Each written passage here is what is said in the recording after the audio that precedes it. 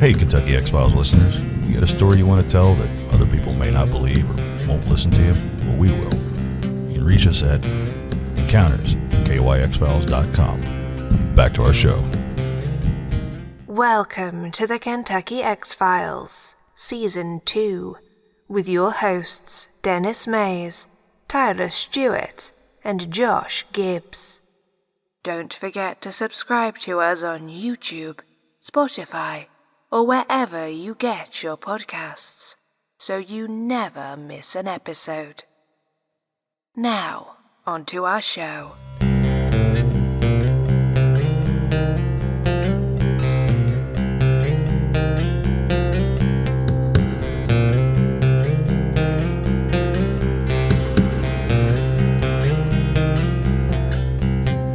It was coming towards me, just crouched down. For me, at first, I thought it was just a orange tree.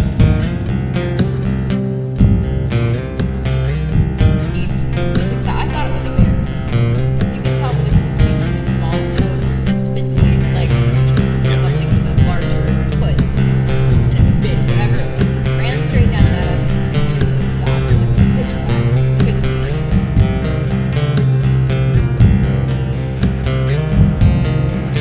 And most of these witnesses that have come close to these things could have been killed. It was beating on the side of the house. I didn't get on the side of the house as it went by.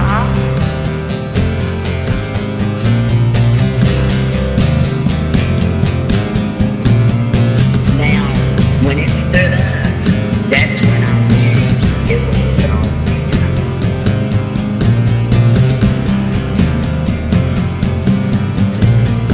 Right, like I needed someone to have pure faith in a higher power at that moment, and nobody fucking did.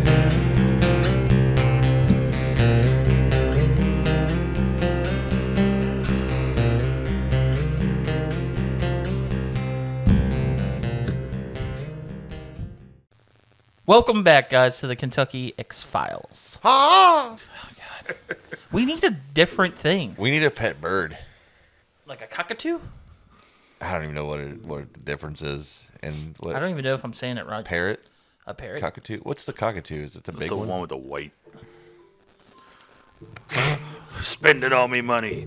I thought, It's the number one noise of anxiety for men across the world. I know exactly what that is. I thought the cockatoo was the mascot from the Fruit Loops.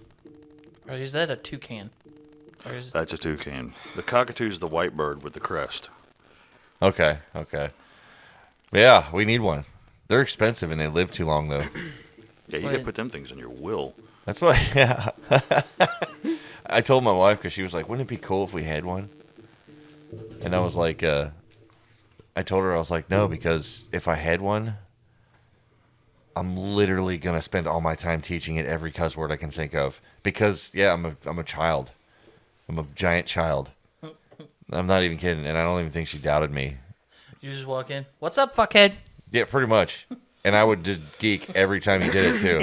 Like it would be an encourage, like him doing it and me laughing would be enough encouragement to just move on to more cuss words until it's the burden nobody wants, including myself probably, because I know there's going to be inappropriate times, like guests come over. I'm just gonna say it right now. You do not live in a big enough house to have a bird that repeats things it hears. No, not ever. No, Yeah.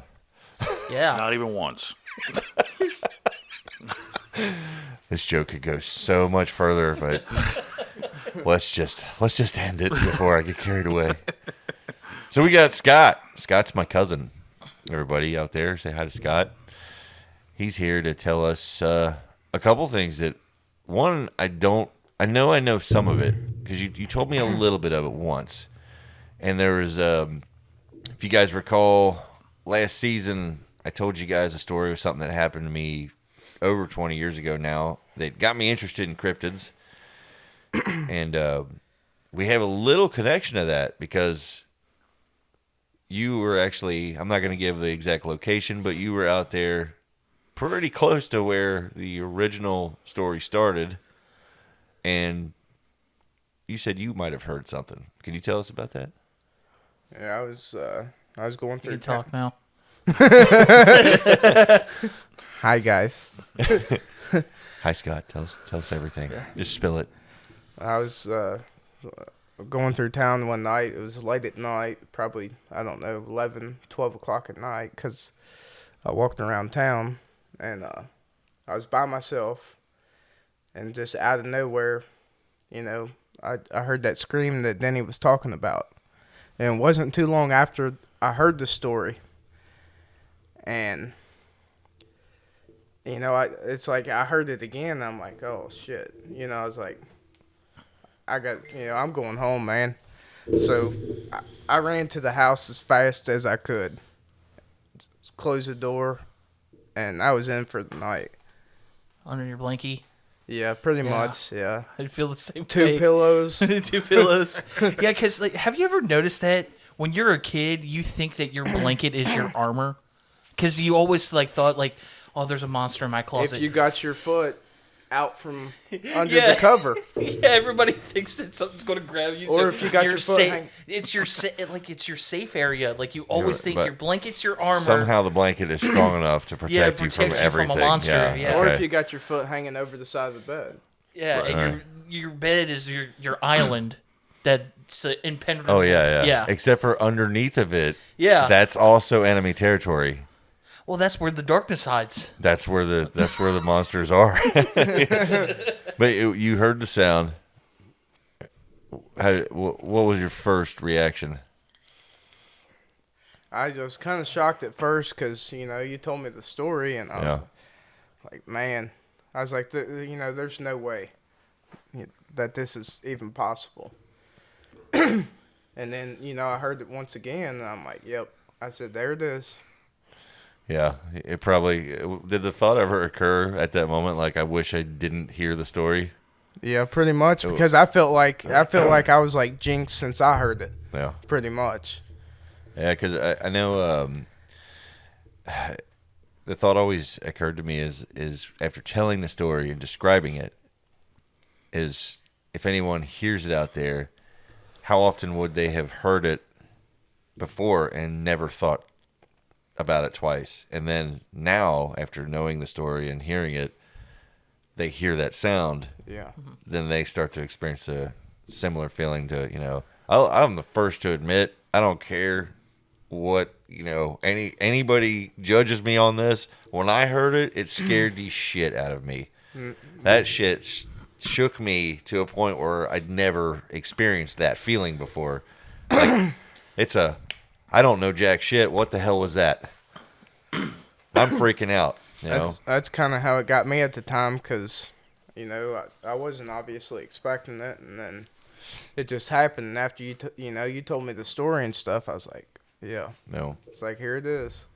But that's definitely an event that would make you realize you're not on top of the food chain.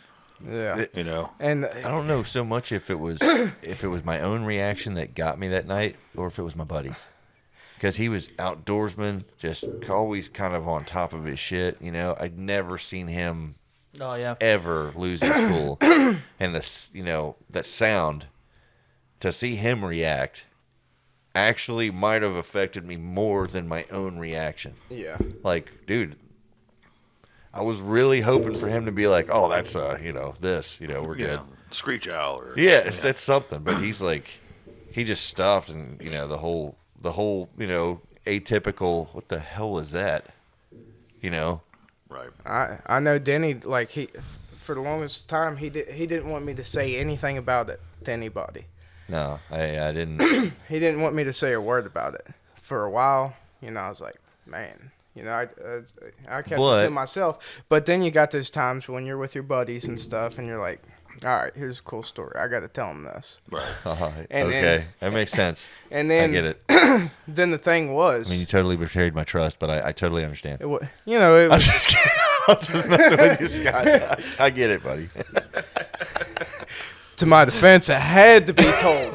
Okay. It's kind of one of those things. But it was like right after I told the story. It's right after it happened. That was the crazy thing about it.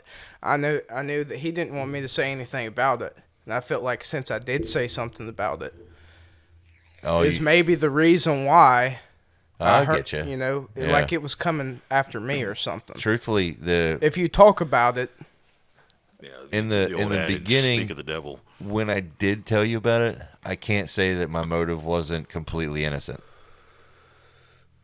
There's 2 reasons I told you. One was to get you to stay the hell out of those woods around there. And 2, I was fishing. Because if I told you, hey, here's what happened, and you said, oh, yeah, dude, that sound, we've all heard it. Well, that would have kind of gotten me farther on my path. I've been obsessed with this thing happening for years, you know. So, like I said, 2 different motives. One was to try to keep you guys the hell out of those woods, you know, just in case. And then also, if you'd heard anything, you could come back to me and say, oh, dude, you know, one of my buddies, he heard it, you know, or so-and-so, Yeah. you know, and it was over by here. And that would give me something that I could work with, you know. and that's the thing about the small town is it's surrounded by woods on both sides. Then you got the river and, you know, Yeah. behind the hill. Right. So, I mean, it's surrounded by woods and the river. So, if I heard it, it obviously wasn't too far away. Yeah, it happened very, very close to there. So I That's where it wasn't. started, at least. I hauled ass home. I wasn't given, enough time to even. No.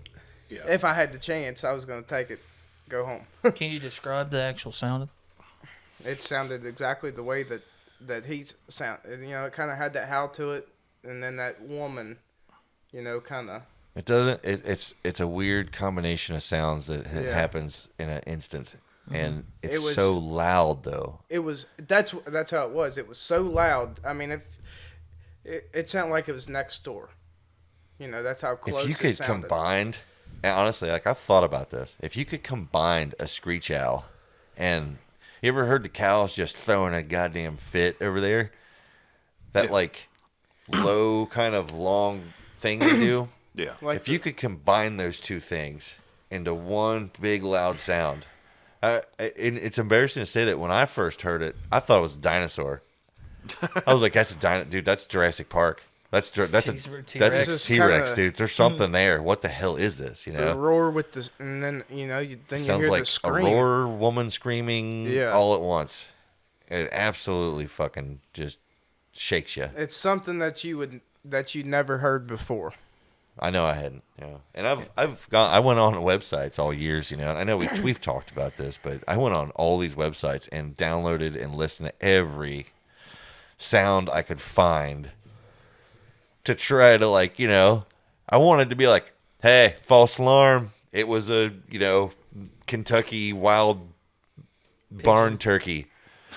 They're very rare. You know what I mean? Like, but hey, that's good. I can live with that. You know what I mean? Like, it was this. Those string of words. You're right. Like a wild barn turkey. My question is the barn the wild part? Yes. Okay. It's a wild barn that's kind of out there, and it just springs up, you know. Okay. And the turkeys flock to it naturally. Yes. Yeah. It's like a 6-foot turkey. Right. Right. So I'm like looking for anything, and nothing matches. It's like when you can't find the answer as you're searching, you're looking and looking, and your list of sounds is just you're running out of animals. You know. And we don't have a lot of native species, anyways, especially vocal ones. That's what I'm saying. And as the list gets smaller, this bad gut feeling just starts getting to be a knot, and it's like, oh, this is not good. The same thing happened to me when I heard that strange noise out here in the yard. Oh yeah. I searched the one from your security footage. Well, you and I talked on the phone and video chatted, and I searched for every night for 2 or 3 nights for a few hours. Yeah. Trying to find something comparative, and there was nothing identical to it. Yeah, you had the Wampus cat. Yeah, there was the Wampus cat. The Wampus cat. I forgot about the Wampus cat. How could you forget about the Wampus cat? I did. It slipped my mind. Catty Wampus. Since we're not going to give away Scott's addresses and stuff, but the town that you're talking about was Augusta, right? Augusta, Kentucky. Augusta, Kentucky, and then something else from around this area actually happened to you. Am I right? Was it there or was it somewhere else? Yeah, it was there. Was it there? And you want to tell us about that? I know this is a different direction, but I told him I'd like to hear all this stuff, and I definitely am interested in the town's history and what you experienced. And it wasn't just you either, was it? I mean, it's happened, over the years. They've had paranormal teams out there and everything else, Really? And then, like another thing happened even when my dad was younger, I mean, there's another story with that. But take us through what happened to you. Well, I can't remember, the exact date or anything like that. I was younger. I was probably, if I was to guess, probably at the time, I was probably 15 or 16 years old. Okay. It was a summer night, but it wasn't quite night yet. Me and my buddy was at his house, just hanging out, chilling, and we wanted to go on a walk across town, to Longstretch. Is what the place is called. And so we charged our phones up real good, this and that. And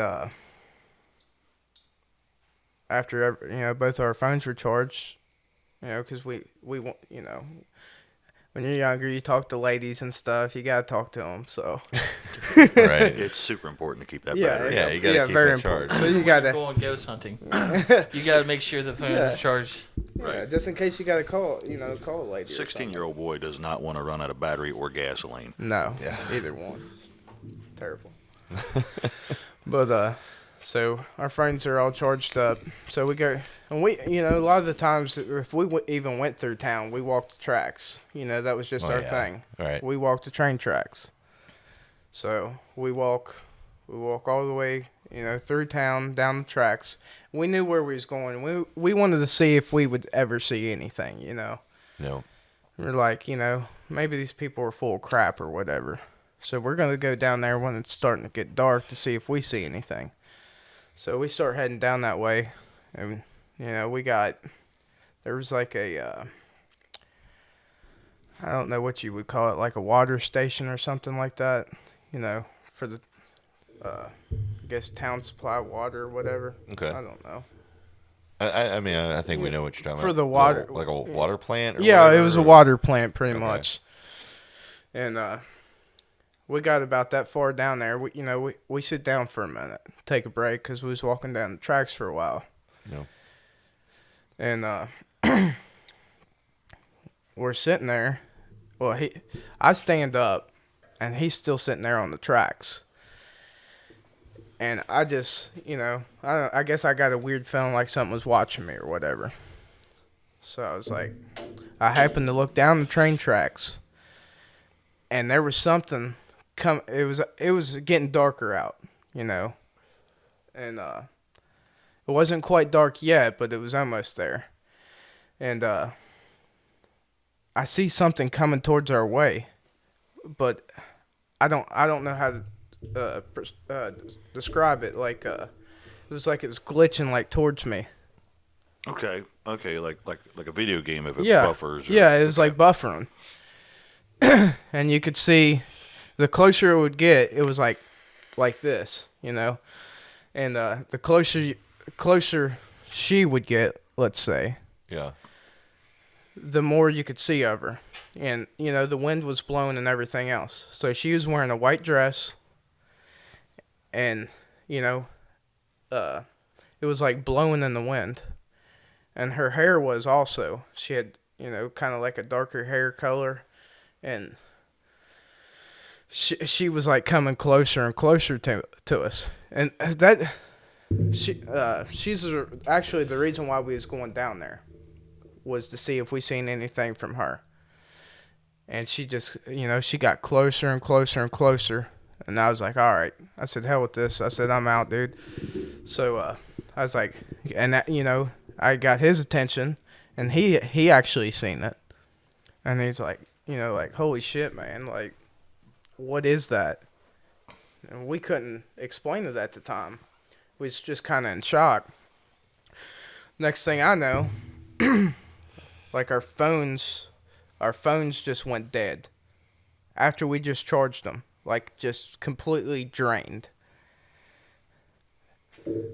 Then as we were sitting there, the water station's lights, they were on.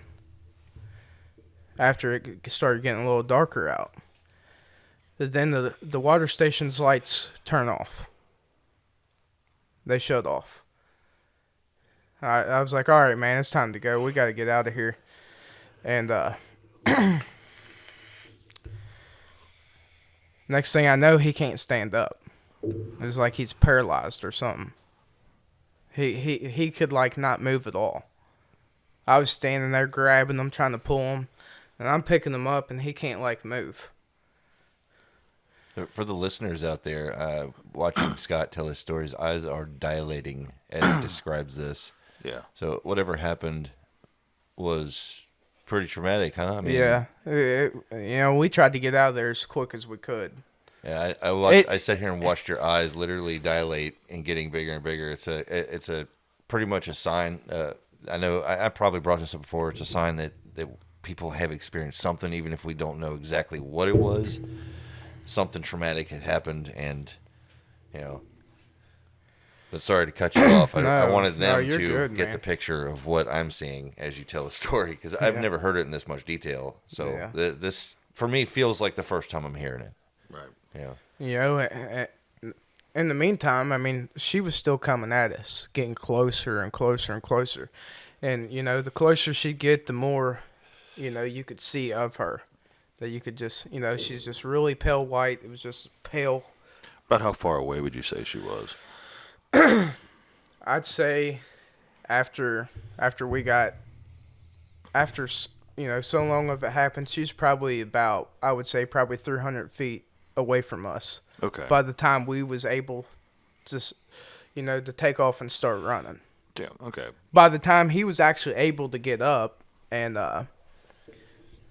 so you say he wasn't able to get up? I mean, no, he couldn't stand up. Like it was like he was froze. Like, do you think shock, or do you think something was holding him? It was like something was holding him there. Gotcha.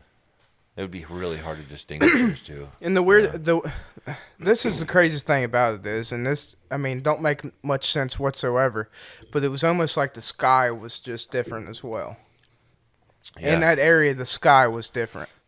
Okay, that's an interesting. It was a little bit detail. It was a little bit. It was a little bit darker, cloudier looking in that area. Smoky. Yeah, and it almost. This sounds crazy. It almost looked like our initials were like in the moon. So like I don't know how to explain that, but that just struck me odd, man. By the time so after I finally got him up, we started taking off running back to town. It was almost like it just got dark so fast. The time we got back to town, it was dark. And we took off running like a bat out of hell. And we turned around every little bit as we was running. She was still coming, but it was faster this time. And we finally got to town, and there's like a railroad crossing there or whatever, the road, and it kind of is like raised up blacktop pretty much. It's like for crossing the tracks. Yeah, for crossing the tracks. We hit that, and we just laid down because we was out of breath. Next thing we know, there's a car coming. We almost got hit by the car. It's a very traumatic evening. Yeah. No shit. Wow. By then, you didn't see her anymore? After that point, we didn't see nothing after that. After we got back to the end of town, because it was like so far. So it was almost like maybe after so far of her going, maybe she couldn't go no further or something like that, maybe. Okay. That's what I'm kind of wondering.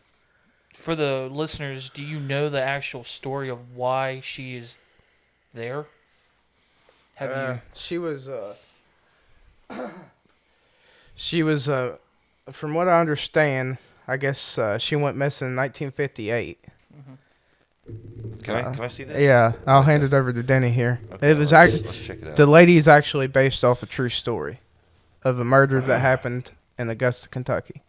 Okay, so it says here, I'm looking at, the article says, FBI's most wanted George William Crendich would be on the top of the FBI's most wanted list for murder. The story begins in April 27th, 1951, when the Akron Summit County Police Department filed a missing report on a woman last seen on April 22nd when she left her home in the company of this man and was never seen again. Despite an extensive search, police could find no clues to her disappearance. 5 days earlier at... it says here her name was Juanita Mary Bailey. 5 days earlier at 287 Brown Street, Akron, pretty red-haired Juanita Mary Bailey, 23, fastened her light tan-colored coat over a blue dress with lacy top. On her feet, she wore tan snakeskin shoes to match. She and boyfriend George, 28, were going out that Sunday evening. 6 years prior, in Decatur, Indiana, Juanita had married Robert Bailey, with whom she had a daughter. However, the marriage soon ran into trouble, and in February 1951, divorce proceedings were underway. In the interim, she had met George and decided she liked him a lot. Let's see, it says here, it's a quote from her saying, "George and I are going to look at a house tonight," she told her family. On the same Sunday night, April 22nd, 1951, at 382 Lewis Street, Akron, at 6:45 p.m., George walked out the front door. Inside, his mother Mary was in the kitchen fixing a meal. George was due back at work at 11:30 p.m. He had come home to change clothes and go to work. Soon after leaving the house, George pulled up outside Juanita's house in a 1948 sedan, waving goodbye to her daughter, Jennifer Ann, who was 4 at the time. Juanita walked to the car, got in, and pulled away from the sidewalk. That would be the last time anyone would see her alive.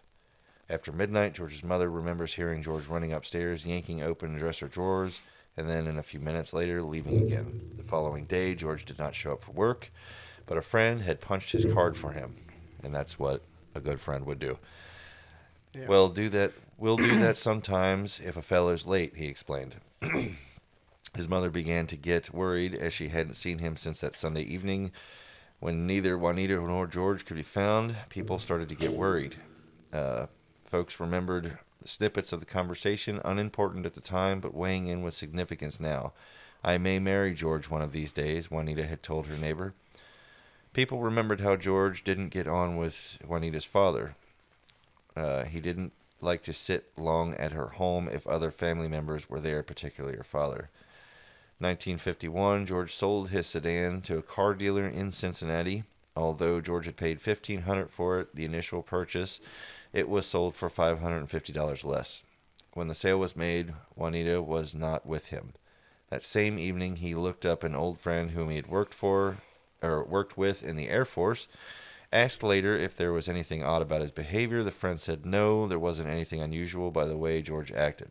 Was he alone? Yes, he was. On April 27th, one of George's sisters in Akron received a letter from him postmarked Chicago, April 26th. "Mabel and I have split up. I've sold the car. She's going to Arizona to look up her husband. And I'm going to meander west." He scribbled a few instructions about his tools at his job. Who was Mabel? It was Juanita's nickname. On April 27th, George Wilson reported his daughter, Juanita Bailey, missing. On May 10th, that same year, citizens of Bracken County were shocked to learn that a partly decomposed, weighted body of a woman had been found partially submerged in Turtle Creek near Augusta, Kentucky. The body, weighed down with a 50-pound piece of angle iron tied to her left foot with barbed wire, and a 25-pound railway tie plate around her neck, also secured with barbed wire. She was also without shoes. For a few weeks, there had been a lot of rain, so the creek was swollen. Once the water levels had dropped, despite being weighed down by 75 pounds of iron, the body became visible. The body had been in the water for about a week, according to Hamilton County pathologist Dr. Frank Dutra. Under the circumstances, identification of the body was very difficult, and although the fingerprints had been taken from the body, there was no match in their records. There was no scars on the body other than an old vaccination, a burn mark on her inner left arm, and an old scar under her right kneecap. However, the doctors were able to say that the cause of death was strangulation. and there's a lot more to this. Probably about 15 more paragraphs. I think we understand the origin of her at this point. So the other. So was George the new guy that there was? Is that I what, like? Yeah. I actually know. Oh, okay. I actually know the other story about the other part of the story as well. So she was actually pregnant at the time. Oh. So she was pregnant when she was murdered. You know, and I mean, obviously, multiple different stories in a small town. You know, if there's a murder throughout the years, you're going to hear different stories and stuff. Yeah. But, you know, what we always called her was Bloody Mary. And, you know, you hear that a lot in a small town. They always call, you know, the lady Bloody Mary. It's all across the United States. Yeah, I mean, Everybody has everywhere. Bloody Mary. But that's what we called her. Right. Right. You know, that's what they always called her. And they never called her by her real name. Not to be. You were saying that they found her at like after the what was it, Turtle Creek? Turtle Creek, yeah. Is that, from your knowledge, was that anywhere near? Yeah, Turtle she got washed down the creek. So that would like where you guys. She were, got washed down from the location. So like in that general area, that's She was actually murdered. That I know of. She's actually murdered at Long Stretch, which is a little bridge with a tunnel, and the railroad runs over it. Gotcha. So from what I understand from what I understand from the story, is she was thrown from the railroad tracks off the bridge into the water. Gotcha. And man, I mean, if he weighted her down, yeah, you know what I mean. I mean, he pretty much weighed her down with railroad stuff. And then, yeah, the stuff you'd find on the side of the tracks. Yeah. Angle iron, tie plate. That sounds, you know, and terrible. Like, and a lot of the times, a lot of the railroad guys would just throw stuff to the side of the tracks. They wouldn't pick it up. Yeah. Because there's so much of it. You can walk down the tracks nowadays, find railroad spikes and, I don't know, angle iron pieces or whatever. Even plates, you know. Going back to the actual encounter, when you were, I mean, I have no elegant way of saying this. When you were in the shit, I mean, the moment of this happening, did you get the feeling of dread? Yeah, it was kind of, I guess you could say that. Now, it's because, after I seen it, I knew what it was. And I knew the story, so, I knew what it was about. It was kind of one of those things like, you're sitting there thinking, is she after me, or does she want me to know, to know something? I just feel like, well, for one thing, too, is, especially, like, you being there, I think, I hate to say it, but I feel like you're a man. She was killed by a man. Yeah. She's blaming it all on the man, like, cause I get that. And especially, I feel like a lot of things could go like, I can understand, especially a spirit who's lost. If it's transitioned with, like a. I've always thought that despair is one of the most dangerous emotions of all. Just desperation and despair, because they cause things to go way wrong, way too fast, almost too fast to even. And if head it off, that is still like true about her being pregnant too, I feel like that would. Yeah, pregnant. A new life is on the way. That's a magical thing, and then being killed and hurt by someone you care about. Yeah, and that's taken away from you. And from what I understood, for the reason why she was murdered, I guess you could say. I mean, I don't know if this is true or not, but this is what I heard. Yeah. The reason I guess she was murdered was because the child wasn't his. Gotcha. Okay. That makes sense. Yeah, that like has been the cause of scenarios. Yeah. I guess he just went mad and. If I would throw you a theory. I have some points, about this. I just wanted to know, did you, in the article, did it say that her daughter went missing too? Did the father actually... I thought it did. I thought it said that the daughter, but it could have been talking about her. The daughter was on the front porch waving goodbye to the mother and George as they got in the car to drive away. Okay. But then gotcha. I thought you said that the father of the that was Mary's father, but the man in question and the father are both named George. Oh, okay, gotcha. Yeah. No, it was even reading it. I was confused by that. Yeah. I thought her daughter went missing too. So, I mean, the other thing about George, I actually do know a little bit about that, and it probably tells a little bit more if further in the story. I can't. We can leave a link in the the thing. I can't remember exactly the location, but I know it was out of state. It wasn't in Kentucky, so I don't know. It wasn't too long after that. He was parked in like a national park or something like that, and I guess this is after they figured out what was going on and they was looking for the guy. Yeah. He was parked in a national park in some state, I can't remember, and they actually found him dead in his vehicle from a gunshot wound. I can't remember if it was a shotgun or a rifle. I feel like it was a rifle that he shot himself with. I feel like I've heard this story before. There's familiarities to it for sure. Yeah. To But- know that it's like so rooted close to home is Right. interesting.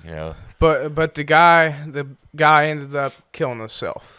Gotcha. So after he was on the run. Unfortunately, I hate this, that the most of this story actually lines up really, really closely with I'm never gonna give this name away, but I'll say a friend, a mildly close friend of my wife's, that almost the same scenario happened with him. In regards to a woman that he cared about. It was a horrible situation, but it does happen, and it ended the same way for him. Wow. Unfortunately. But a theory, though, I was going to say earlier, you describing everything to me, that the smoky sky, the haze, even the phasing as she came near, she had you at a total disadvantage. Yeah. She's faster than you. She's faster. She can do a lot more, and she didn't. So, if it makes you feel any better, that obviously that made me wonder why though. Like, Or it might have been she was trying to see if you were him. Yeah. My theory is that she knows that he's no longer a worry. Oh, yeah, okay. But that others could be.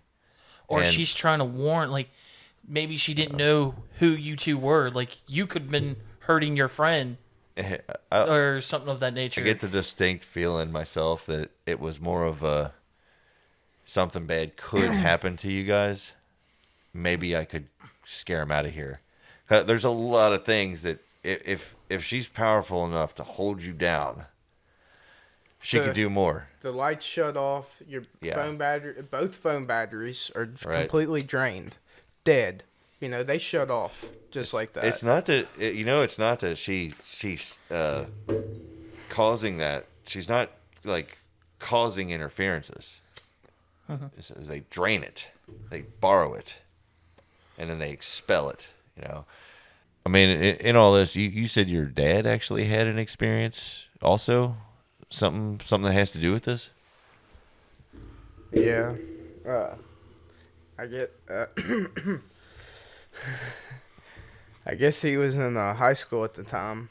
And same area or what? Yeah, it was a long stretch as well. And he went down the long stretch, him and a couple buddies that he went to school with, and they went down there, and what you're supposed to do is do the Bloody Mary thing or whatever, and honk the horn a couple times, this and that, and she's supposed to appear or whatever. Yeah. And they pretty much done that. Went down there, honked the horn and stuff, and they shut off the car, and just was in pure blackness. And they sit there for a minute. Well, the next thing they knew, like something was flying around the car, just super fast. Just like Roadrunner just running around or something. Okay. Like to where you couldn't barely see nothing but like, I don't know how to explain it once again, but it was like super fast going around the car. Right. To where you couldn't identify, really what it was, but you could see colors. And it was going, super fast around the car. Well, at the same time that was happening, you could hear baby crying. That's a big. That's in the book of. You notice I looked directly at you as soon as. Yeah, that's in the book of note. Yeah. That I think that our show has been putting together. It's in chapter fuck that, I believe. Yeah, it is. It's stuff that note. we're never gonna go into the woods chasing. So a baby crying. And in the meantime of that, there was as it's flying around the car, in the pure blackness, there was scratches on the car and everything else. Like it was rubbing against the car, scratching at it. Yeah. About how old is your dad? He is probably, I would guess, probably like 42 now. So it's maybe the early 90s, something like that, I'd say. Yeah. Okay. And that was the same spot. Same place. He went right into the tunnel is where he drove into. And he sat there. It would be fun and interesting to remember how we were talking about putting Tyler in the spirit box. Yeah. Like trying that method. I thought you were about to say, remember when we were talking by ourselves and saying that we're going to just leave Tyler somewhere? Oh, yeah. That would be the perfect place. I don't think, I honestly, in all jokes aside, I don't think that I'd want to leave you, anywhere, in all honesty. I'm just saying that it would be interesting to take the spirit box out there. Yeah, let's strike up a conversation with her. Like you can look it up online. They've had a couple paranormal crews go out there and record and stuff, and you can hear stuff. It's crazy. No, you guys out there are probably not going to notice this, but we had to take a short break before. Hopefully, if the editing was good, it was real seamless for you. But as we were taking the break, Josh said something that we have several key points of interest to triangulate pretty much an idea of where exactly it all happened to you. And it would be fascinating to go out and just see what we see, Do some investigating. I know we're not experts in the field or anything, but it would be.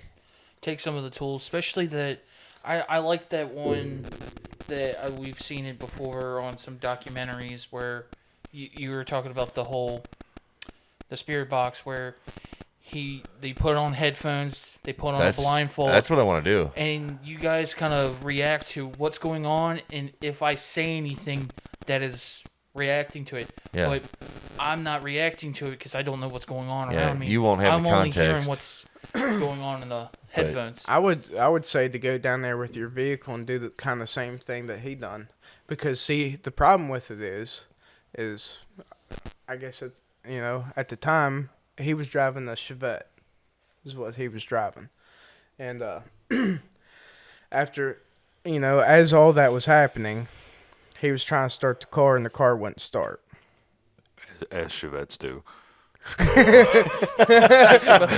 I was wondering who was going to be the first to do a Chevette joke there. I was actually trying to hold back, though. I was about to make a joke that, the El Camino would have started right up. So, but at the same time, they are kind of cool because, it's just old beater. You could beat the shit out of them. I get you.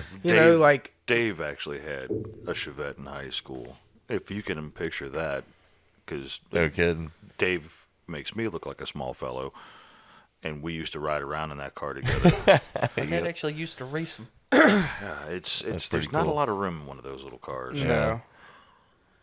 But it'd be interesting. It'd be interesting to go to these spots. And what about you? Would you be interested in going along? Oh yeah, that'd be definitely. pretty cool. Yeah, I'd do it Maybe again. We break out the cameras, see what the folks listening think. If you guys want us to go out and try to make contact with, with this lady and see what she has to say. Like for the longest time, it always felt like something was, after I seen something like that, it messes with you for a while, obviously. Absolutely. Yep. But I lived in I don't know if you'd even call it a little town. It's a couple houses really now. It used to be a town. But I lived in Wellsburg, and I was sleeping one night, and for some reason I woke up because I felt like something was watching me. And I had kind of like one of the old school, little pull chains to turn your light on or whatever. But I wake up and I sit straight up, and there's some woman in the corner, like looking at me. She was like sitting cross-legged, just looking at me in this corner of this house. I mean, this is an old house. It's a 4-bedroom house. Every room you could walk into from the house. It was a, older house. The bathroom was the only one that was separate from the rest of the house. And God dang it! I would shit myself. Sorry, that would have scared the fuck out. Like you're not supposed to be here. I believe it was her maybe sitting in the corner of my room for some apparent reason. And I woke up, turned the light on. I was, as anybody probably would say, what the hell is that? And she was just gone.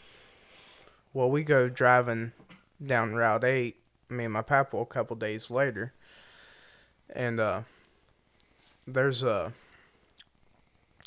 like this woman standing on the side of the road, and we just kind of struck us odd, I guess you could say, or whatever, that she was just standing there by herself, with kind of like a purse on her shoulder or whatever. And she just looked at us like with that plain face. And just stood there, had no expression at all. And as we went past her, it was like she was watching us like the whole time. And like ever since then, it's made me wonder a little bit. But I hadn't seen anything since. But I'll probably go home tonight, and who knows? Yeah, you bring it up. Yeah, since I'm talking about it. Yeah. I never, that reminded me, well, I want to say, the whole paranormal thing, I got into that, years back when, Ghost Adventures was, brand new and stuff of that nature, and you scour YouTube. Oh, yeah. And, there was one, I never knew if it ever got debunked. It was probably the creepiest video I've ever seen in my life. It's called The Crying Girl. This guy opens up a door. It's a long hallway with a open little area. I remember this, yeah. And he's like you see something in the middle or the corner of the room down the hall, and you can hear. Yep, I remember this, yeah. He's like, oh my God. He's shuts the door, and then it opens back up, and you see this, it looks like, think of I guess, maybe a 6-year-old girl. Yeah. Kind of hunched over, kind of bent legs. Yeah.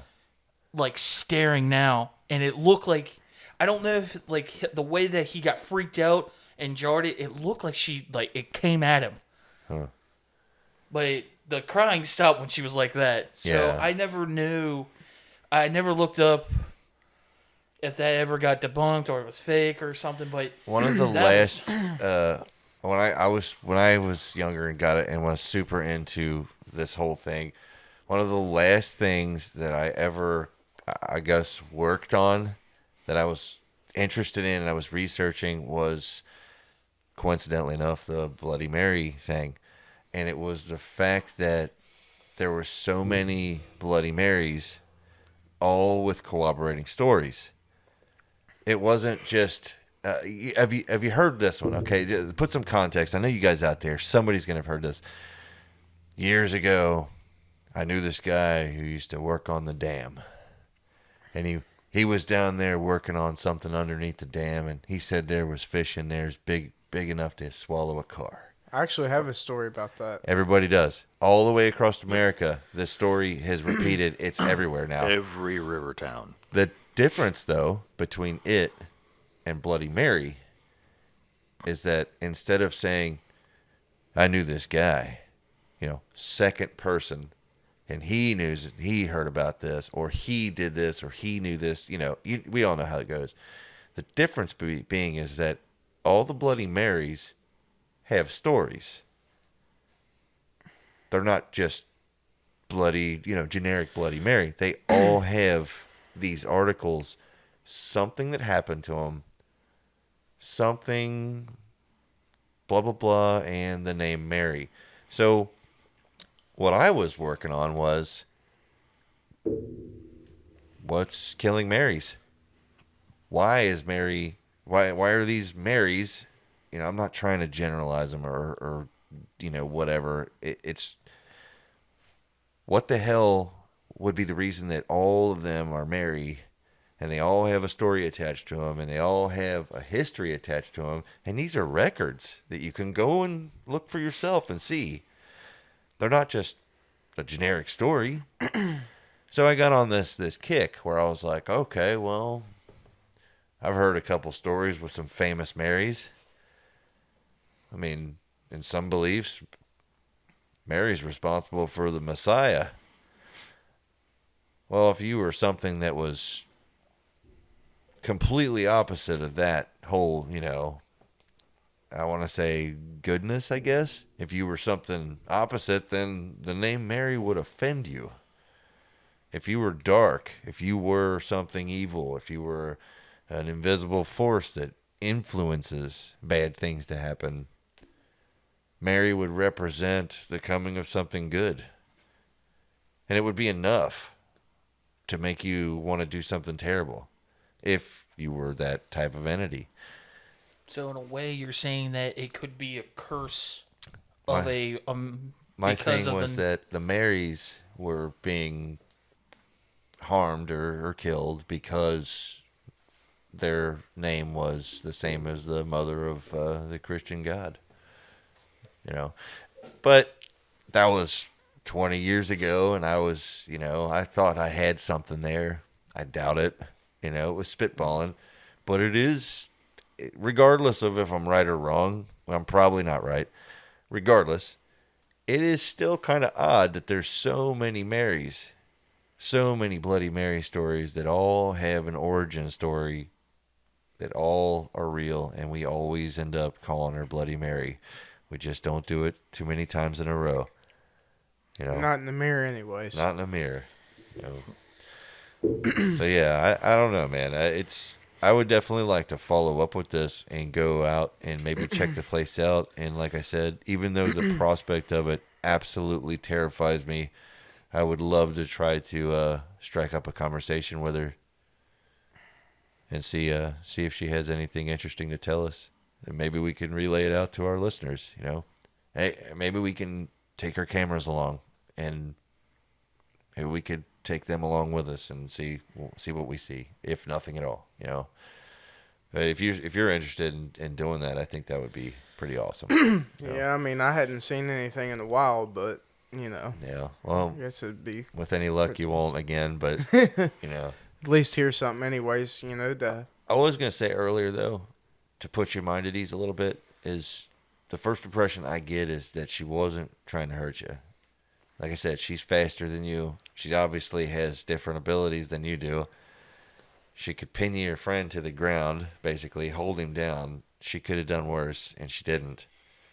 You said that as you were running, it looked like she was coming faster, but she didn't quite get to you, did she? No, and see, that was the crazy thing about it is we didn't even get all the way down there. Yeah.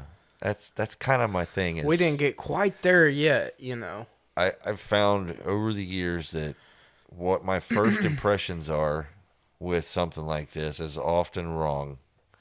It's easy to respond with fear because it's shit you're not used to seeing. If you wake up in the middle of the night and see someone staring at you, your first reaction is, holy shit, what the hell? But they don't work the way we do. They don't have the same chemicals running. They don't have a body with chemicals to govern their emotions and govern things. They have only a mind. Most of the time, if you see one smile or scowl or anything, it's for your benefit. It's so you recognize And what they're trying to relay. See, I've seen that. I've seen that I can remember. I've seen 2 other different types, and one was obviously a little girl. No. That was in the house. Those are the ones I don't trust. That I live next door to you in.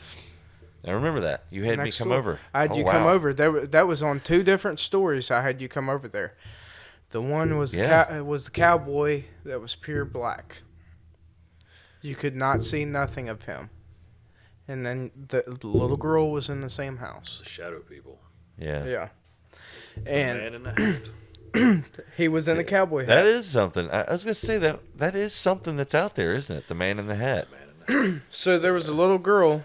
There was a little girl in a dress. Yeah. But she was glowing. She was smiling and she was laughing. As she was running through the house, it was like she wanted me to chase her.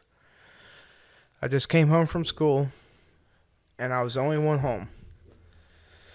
I remember this pretty vividly because you came straight to me after it happened. Yeah.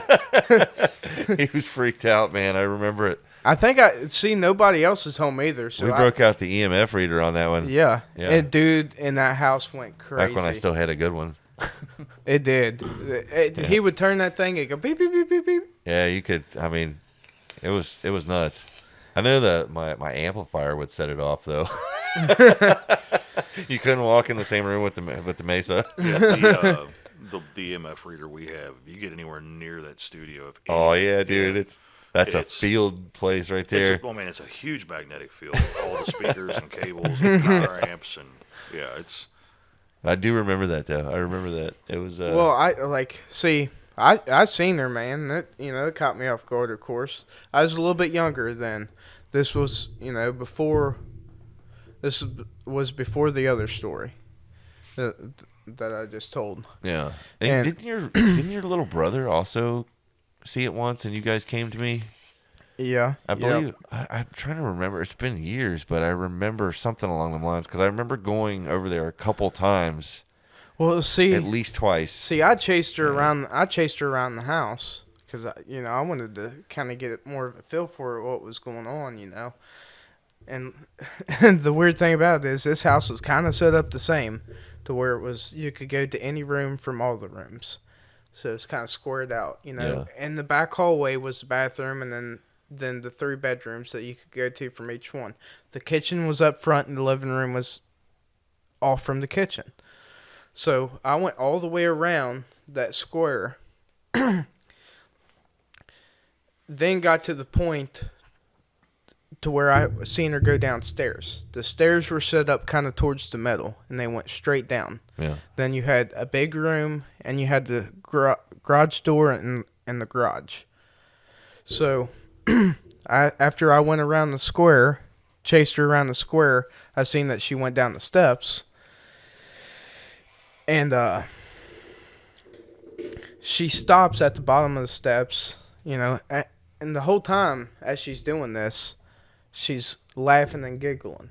Just big old smile on her face. She's glowing just pure white.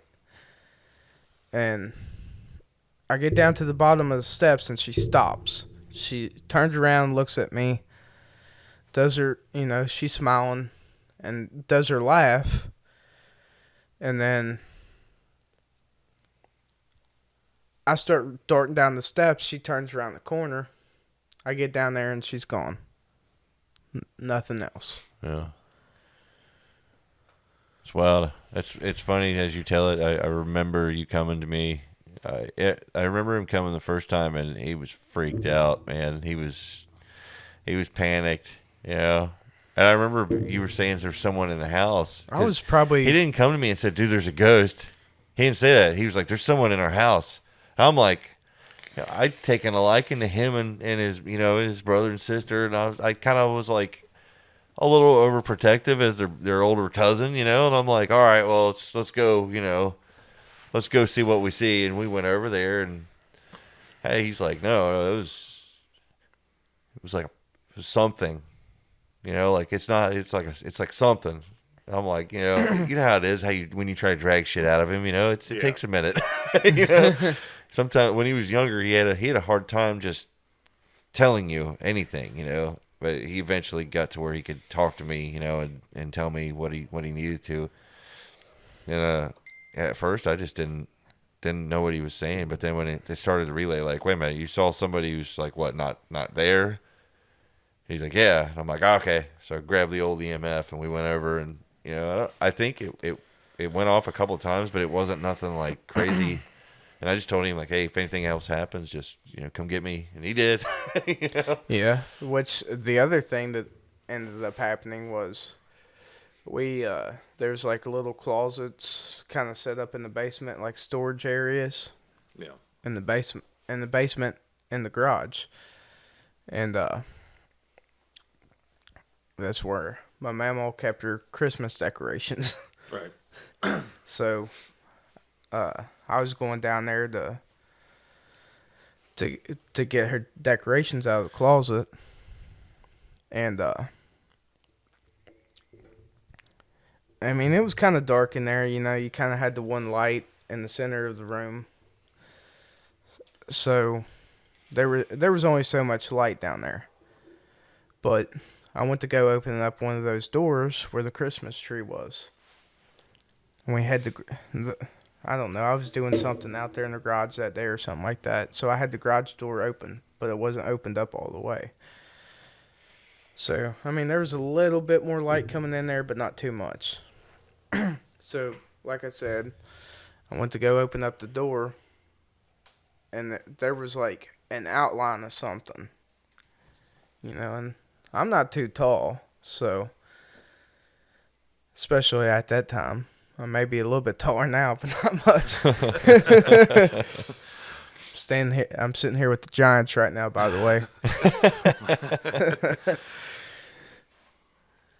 And so I'm following this line up, and the whole time, like, I could not see nothing but this outline of this figure.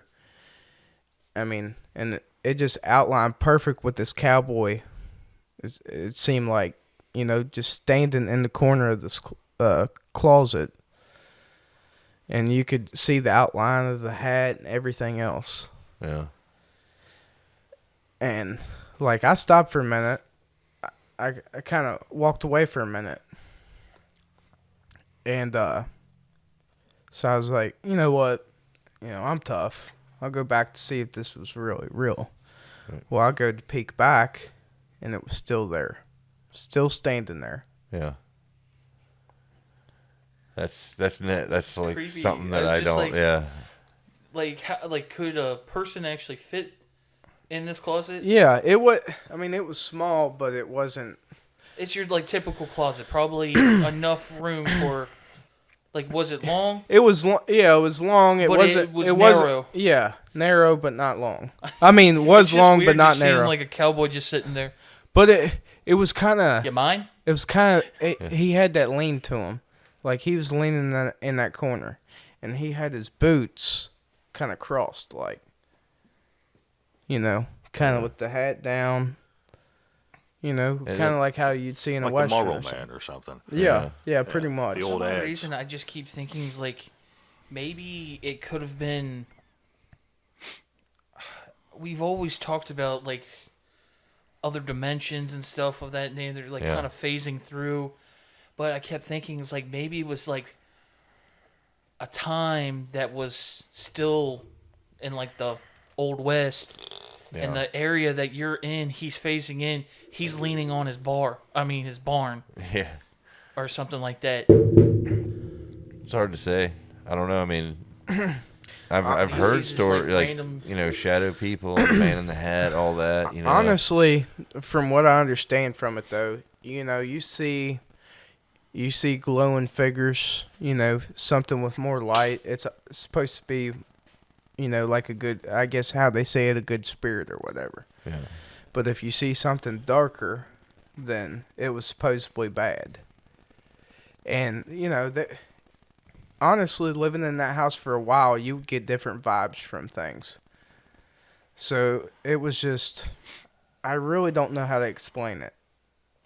No, I think I understand. I think we all get that. I mean, we've heard similar before, about the different feelings in some of these houses. You know what I mean? It goes into the line of emotions as well. Absolutely. How you feel, while you're living there. Right. Mm-hmm. Yeah. And plus, like, I think you've said it before. What did they say Kentucky is called actually? What's the great and bloody land? Yeah, like, so it just seems like there's going to be some supernatural stuff going on because of that.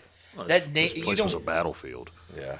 I'm just saying, like, you're going to have some kind of unrest spirits roaming around, especially with that name. You're going to give it like, yeah. So there's going to be some bad juju floating around here. Folks out there, we're probably hitting over an hour by now on this show. Scott, I want to thank you for coming on and telling us your story. Awesome. You're welcome. I actually have to go because my wife is back at the farm and one of her goats just gave birth to triplets, so that's pretty exciting. I'm glad I didn't have to pull any of them out. But, we do what you got to do. Unless you guys have anything to add to this show, I feel like we can let these good people get on with their day. Yeah. Oh, one quick shout out. Yeah. Oh, yeah. To, let me pull this up real quick and let's shout this guy out. We got a voice message the other day. And you just letter Kenny that one. I am going to the other D. You checking your voicemails the other day. I'm gonna play it, but if the audio is bad, then I'll just take the original and stick it right in here. This is from Tyler Watts. Hey guys, I just wanted to reach out and tell you guys your podcast means a lot to me. I truck for a living as well, at Denny. I used to work for Coke. Now I'm driving for U.S. Express. But you guys, you make the time go by, and I really appreciate everything you guys do. That was from Tyler Watts, and Tyler, man, we really appreciate it. That made my day just to hear that, and I was so excited to tell the guys, like, hey, we got a message in. We've gotten a few of these, and they always bring a smile around the table, you know, and it's awesome. I'm just saying he has a handsome name. Right? Yeah. And well, it's like you and I were talking earlier when you told me about it. I'm like, it's shocking because we think of us as three idiots in my garage. Right. That people actually enjoy this is it's baffling. I know. I love it. Anybody that can say, like, you guys are making my day go a little bit better, man, that just makes my day. Like, I love it. And the thing about it, is like me and my girlfriend will go down the road sometimes and listen to the podcast.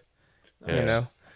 He told me that today too, and I was like, that's cool. I mean, you got the choice to to listen to music, and which I think all of us here, we love music. Oh yeah, like crazy. This is that's the right room for this. You got a room full of musicians here.